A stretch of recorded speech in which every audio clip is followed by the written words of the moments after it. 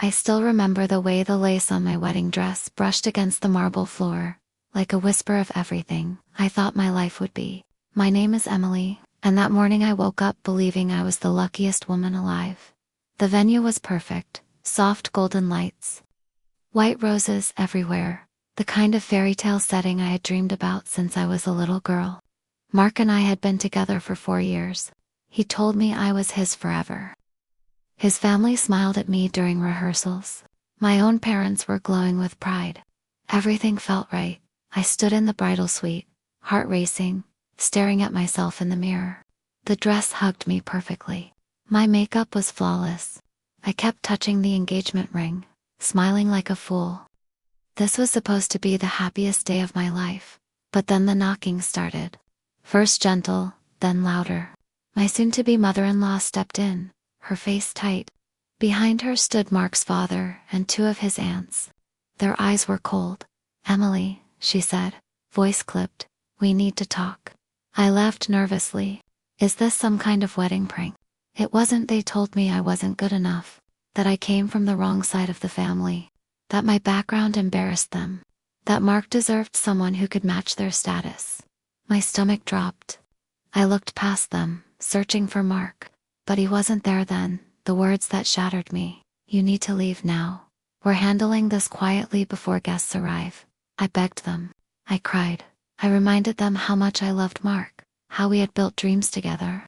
But they had already made up their minds. Security, actual security, escorted me out a side door while I was still in my wedding dress. Guests were starting to arrive.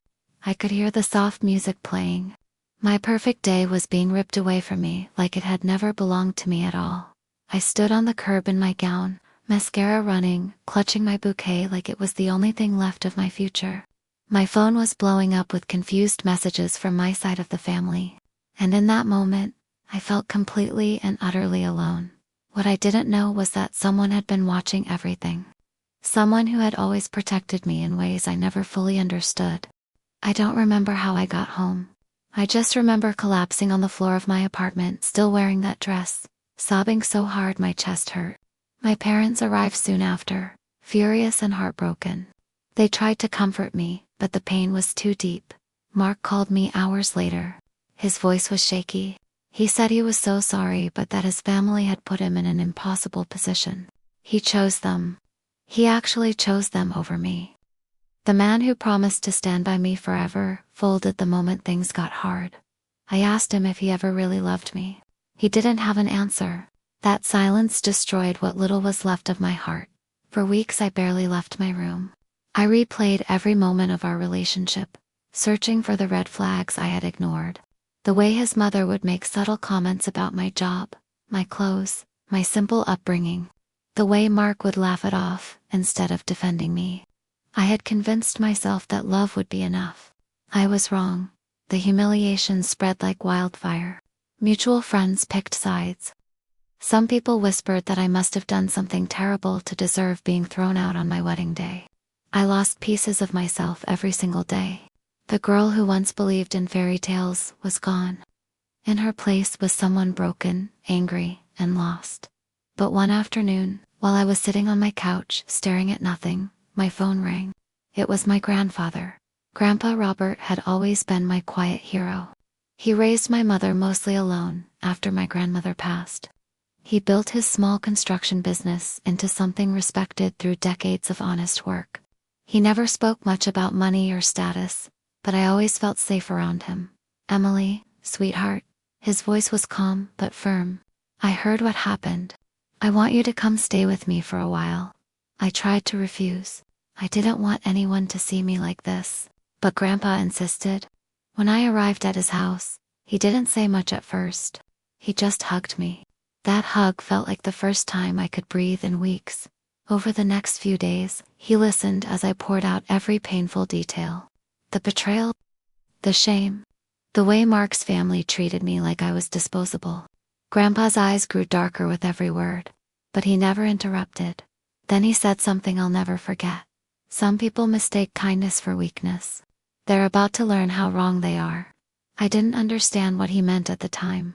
I was still drowning in sadness. but something in his voice sparked the tiniest flame of hope inside me. What I didn't know was that Grandpa had been quietly investigating. He discovered that Mark's family business, the one they were so proud of, was built on shaky ground. Years of shady deals, unpaid contractors, and hidden debts. Grandpa's network in the construction world ran deeper than anyone realized. He didn't go after them with anger. He went after them with truth. 2 weeks later, Mark's family received formal notices. Major clients started pulling out. Contracts dried up. Banks called in loans. The empire they had bragged about began crumbling. And then came the final blow. Grandpa hosted a charity gala, the kind of event Mark's family desperately wanted to be seen at. He made sure they received a very public invitation.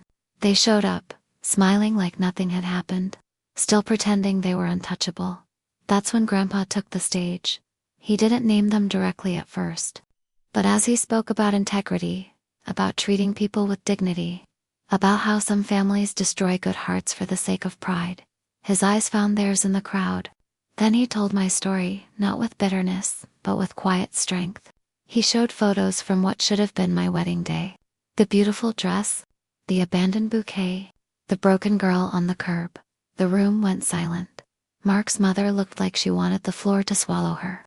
His father turned pale, and Mark couldn't even look up. By the end of the night, their reputation was in ruins. The truth had come out. People who once respected them started distancing themselves. Their perfect image was exposed for what it really was. Fragile and built on cruelty. A few days later, Mark showed up at Grandpa's house. He looked like he hadn't slept in days. He begged me to forgive him. Said he made a terrible mistake. That he still loved me. I looked at him, the man I once planned my entire future around, and felt nothing but pity. I deserved better than someone who throws me away the moment it's inconvenient, I told him quietly. And I've finally found it, not in you, but in myself. He left with tears in his eyes. I didn't cry after he was gone. Today, I'm standing taller than I ever have. I started my own small event planning business, with Grandpa's help. I'm healing, I'm growing, and most importantly, I've learned that real love doesn't humiliate you. Real family doesn't throw you away. If you're watching this and you've been betrayed, especially by people who were supposed to love you, I want you to hear me. Your worth is not defined by their cruelty. Sometimes the people who hurt you the most end up teaching you how strong you really are. And sometimes, just sometimes, a quiet hero like my grandpa steps in and reminds the world that kindness might bend, but it never breaks. Thank you for listening to my story. If it touched you, please share it with someone who needs to hear it. And remember, your comeback will be more beautiful than anything they tried to take from you. This is Emily, and I'm finally okay.